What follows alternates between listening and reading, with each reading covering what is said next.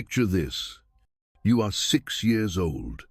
It is early spring in Latium, and the countryside is waking up in soft greens and golden light. You're in your family's garden, chasing a moth between the fig trees, while your mother kneels nearby, planting herbs. The air smells of damp soil and sun-warmed stone. You're too young to understand the gears of the empire, too innocent to fear the future. But your father receives a scroll that morning. His face goes pale when he reads it. He doesn't say anything. He simply kneels in front of you, places a hand on your shoulder, and tells you that you've been chosen. Chosen not by the gods, but by Rome itself. You blink in confusion. He doesn't smile. Before we begin, if stories like this, stories buried beneath marble and myth speak to you, take a moment to support the channel. Tap the like button, subscribe, and let me know in the comments where in the world you're watching from. Your curiosity keeps these forgotten voices alive. Now, let's return to Rome. That evening, you are dressed in a simple white tunic. Your hair is brushed flat. You are not allowed to bring a doll or a sibling to hold your hand. The Pontifex Maximus, Rome's chief priest, arrives at dusk with several lictors and a scribe. They look at you, your straight spine, your healthy limbs, your clear skin, and nod their approval. This is not a ceremony of celebration. There is no applause, no garlands. It is solemn, cold, bureaucratic. You have been selected to become a Vestal Virginone, of only 6 in the entire empire. And from this day forward, your body, your time, your very soul belong not to your family, but to the state. You are taken to the house of the Vestals, located in the shadow of the Roman Forum. The moment you cross the threshold, everything changes. The doors close behind you, and it feels as though the world you knew has been sealed off forever. You are greeted by the High Vestal, an older woman with sharp eyes and the air of someone who has long since forgotten what gentleness feels like. She does not embrace you. She does not kneel to your level. She simply says, "You will serve for 30 years. You will keep Vesta's flame. You will keep yourself untouched. If you break your vow, you will die." There is no room for confusion, only obedience. The first years are spent in training. You rise before dawn. You sweep the sacred temple. You learn to tend the fire that must never go out, for it symbolizes Rome's eternal spirit. You study ritual chants and memorize hundreds of lines of sacred verse. You are taught to walk slowly, to speak only when spoken to never meet a man's eyes. You are taught that your virginity is not just a personal virtue, it is a matter of national security. If you fall, if even the whisper of scandal touches you, Rome itself is believed to be cursed. That is the weight you carry, even at 7 years old. At first, you think the other girls will be like sisters, but you quickly learn that even the bonds between fellow Vestals are closely monitored. You may live together, sleep in adjacent cells, share duties, but warmth is discouraged. Emotional closeness is dangerous. Affection is weakness. Each of you must be a world unto herself. One morning, a younger girl forgets to bow at the altar. That night, she is whipped. You are told this is not violence, it is correction. It is for the good of the city.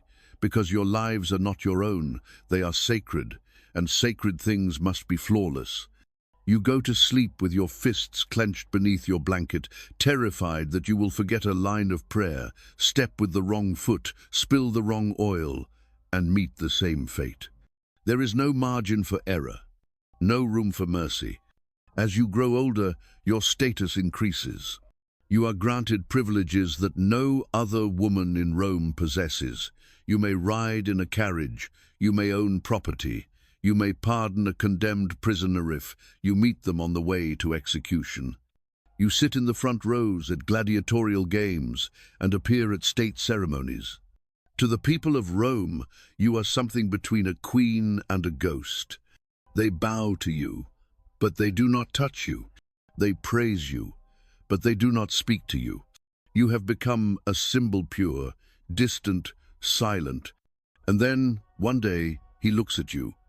It happens at a festival. He is a young senator's son. Broad shoulders, golden tunic, a crooked smile that makes your breath catch. His gaze lingers a heartbeat too long. You lower your eyes, but the moment stays with you. In the weeks that follow, you see him again at another ritual, a public bath, the forum steps, always at a distance, always with that same look. Then one night, you find a note slipped beneath your doorway, a single line, written in trembling script. You are more than their silence. Your hands shake as you read it. You burn it immediately. But something in you has already changed. Rumors start like smoke faint, hard to trace. A servant saw you near the eastern colonnade at an unusual hour. Someone claims they saw shadows where no one should have been. The omens begin to turn, a poor harvest, a freak storm, a minor earthquake near Kumai. The priests say the signs are clear. Vesta has been offended. You are summoned before the Pontifex Maximus. His expression is carved from marble, no warmth, no pity. He does not ask if the accusations are true. It does not matter. What matters is the perception, the sanctity of the flame, the confidence of the people. You have endangered the spiritual core of Rome. You are sentenced to burial alive. The ritual is old, cruel, and masked in ceremony. They cannot simply kill you, that would be spilling sacred blood, so they bury you and pretend it is mercy. A chamber is dug beneath the Campus Sceleratus, just outside the city walls. Inside, there is a small bed, a loaf of bread, a lamp, a jug of water, enough to pretend you were not murdered, but exiled into the earth. You are dressed in funeral white, veiled, silent. The people line the streets to watch your procession. Some throw flowers, others avert their eyes. No one helps, because they truly believe that if you are not buried, Rome itself may fall. At the edge of the pit, you pause. The Pontifex offers a final prayer. Then you descend the steps into the dark, into the silence. They seal the entrance behind you with stone and dirt, and the world forgets your name. You lie there, in the earth, in that tiny tomb. The lamp flickers, the air is thin, you are still alive. But not for long. Back in the forum, life continues. The grain prices are debated, generals march, gods are worshipped, a new Vestal is chosen. No one speaks of you. Your name is erased from the rolls, your memory becomes a taboo, and yet your story endures. Because buried beneath the grandeur of marble columns and triumphal arches are stories like your soft girls stolen from childhood, transformed into sacred instruments, and discarded the moment they became inconvenient. Centuries later, tourists will walk past the ruins of the Temple of Vesta. They will admire its circular design, its graceful columns, the delicate remnants of frescoes. Guides will speak of the sacred flame, the honor of being a Vestal, the beauty of Roman piety. But they will not mention the girl who wept in the shadows, the girl who dared to feel, the girl who was buried alive for it.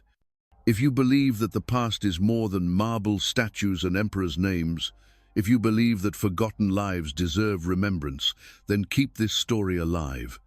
Like this video, subscribe for more hidden truths, and share in the comments, what does this story stir in you? Because Rome may have silenced her, but we don't have to.